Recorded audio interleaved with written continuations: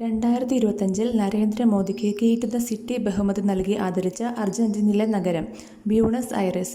2026 18-ാം BRICS ഉച്ചകോടിക്ക് വേദിയാകുന്നത് India. അടുത്തിടെ പശ്ചിമഘട്ട മലനിരകളിൽ നിന്ന് കണ്ടെത്തിയ ക്യാരറ്റ് ജീരക കുടുംബത്തിൽപ്പെടുന്ന പുതിയ സസ്യം പിണ്ട മുഖർജിയാന. അടുത്തിടെ വ്യാപിച്ചുകൊണ്ടിരിക്കുന്ന കോവിഡ് വകഭേദം സ്ട്രാറ്റസ്.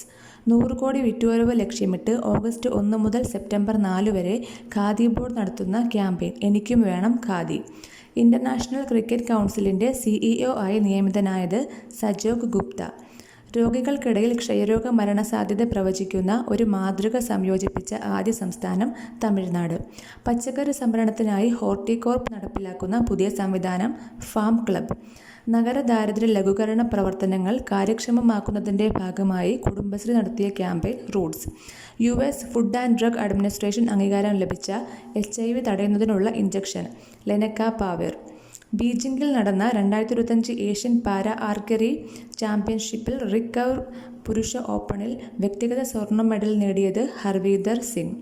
അടുത്തിടെ വീശിയടിച്ച ഉഷ്ണമേഖലാ കൊടുങ്കാറ്റ് ടൈഫൂൺ ഡാനാസ് ബാധിച്ച രാജ്യം തായ്വാൻ. തെക്കേ അമേരിക്കൻ രാജ്യമായ സുരിനാമിന്റെ ആദ്യ വനിതാ പ്രസിഡന്റ് ജെന്നിഫർ സൈമൺസ്.